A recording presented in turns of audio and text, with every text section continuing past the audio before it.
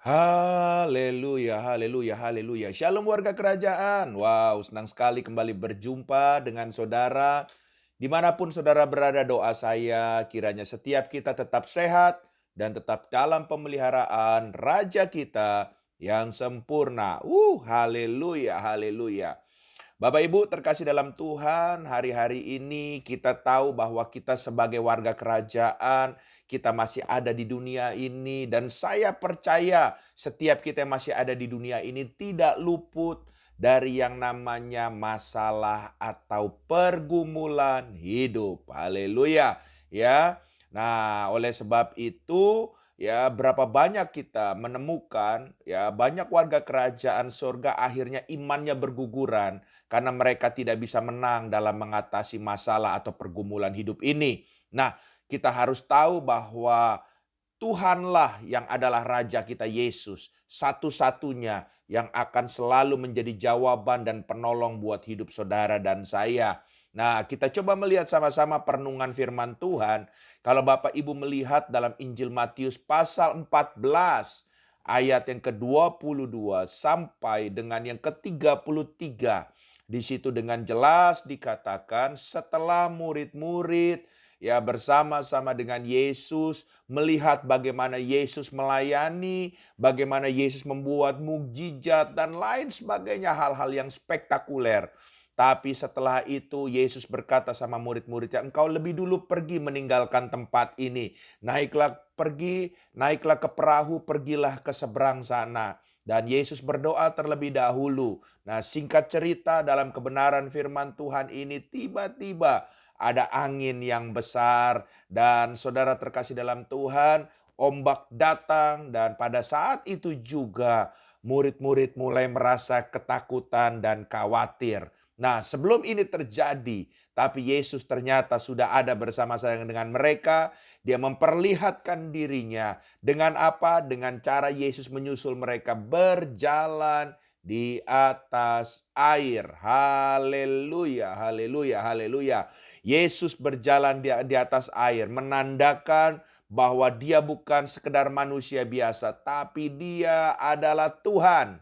Haleluya. Oleh sebab itu, sebelum kita meminta pertolongan Tuhan, kita harus yakin dulu bahwa Yesus adalah Tuhan buat saudara dan saya juga.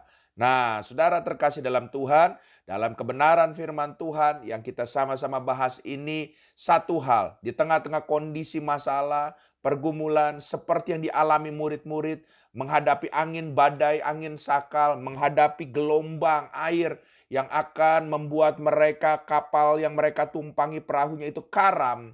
Nah, mereka harus tahu bahwa mereka harus mendapatkan solusi daripada masalah tersebut dengan beberapa hal yang mereka kerjakan. Yang pertama, mereka harus tahu bahwa Yesuslah satu-satunya penolong buat mereka dan pertolongannya tidak pernah terlambat. Yang setuju katakan amin.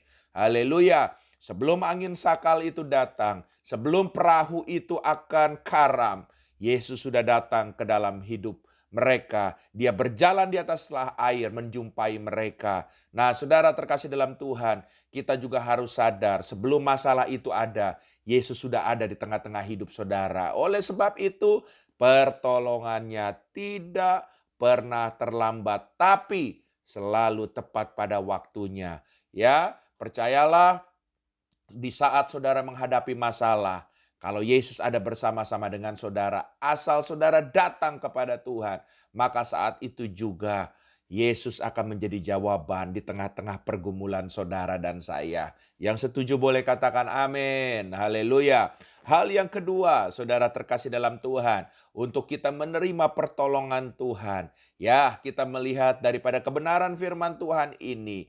Ya, pada saat itu waktu Yesus berjalan di atas air, saudara terkasih dalam Tuhan, ya, mereka menjumpai murid-muridnya. Bukannya murid-muridnya exciting, malah murid-muridnya ketakutan, saudara. Bahkan sempat menyebut Yesus itu, apakah ini hantu? Saudara terkasih dalam Tuhan, ini bukti bahwa mereka sebagai orang percaya, mereka belum mengenal Tuhan secara pribadi. Sehingga ada keraguan, ada kebimbangan dalam hidup mereka. Makanya mengiring Tuhan, kita harus kenal Tuhan secara pribadi, supaya kita tidak ragu lagi, tidak takut lagi, tidak bimbang lagi. Sekalipun ada badai masalah menerpa hidup kita. Ya, jadi hal yang kedua, saudara terkasih dalam Tuhan, buang rasa takutmu, buang rasa bimbangmu, dan kenalah Tuhan secara pribadi, secara dekat. Dan saya percaya bahwa di saat saudara mengenal Dia secara pribadi, secara dekat, maka ya kuasa Tuhan yang ajaib akan menyertai saudara dan saya. Dan hal yang terakhir, yang ketiga, saudara terkasih dalam Tuhan, waktu sudah tidak ada solusi lagi.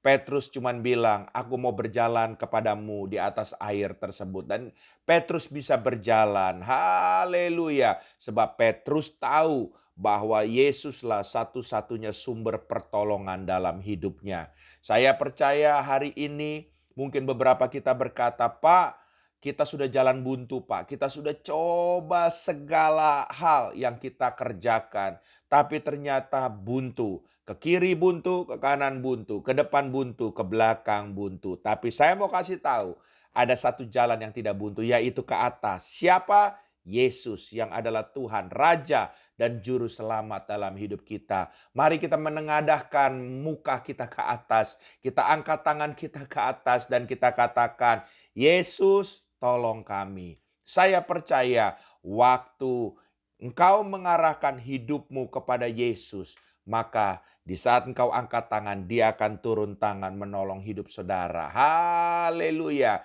3 hal ini kita pegang. Kiranya setiap kita sedang mengalami pergumulan, pertolongan Tuhan datang dalam hidup kita. Sebab Dia mengasihi saudara dan saya. Tuhan memberkati, izinkan saya berdoa. Tuhan, hamba berdoa dalam nama Yesus, setiap kami para pendengar program ini Tuhan. Kiranya di saat kami mengalami badai masalah dalam hidup kami tahu Engkaulah sumber pertolongan buat kami. Pertolongan-Mu selalu tepat pada waktunya. Dan satu hal Tuhan, biarlah kami terus yakin, terus percaya bahwa Engkaulah satu-satunya Tuhan yang akan sanggup menolong kami. Terima kasih Tuhan, dalam nama Yesus kami percaya saat ini masalah kami selesai. Haleluya. Amin.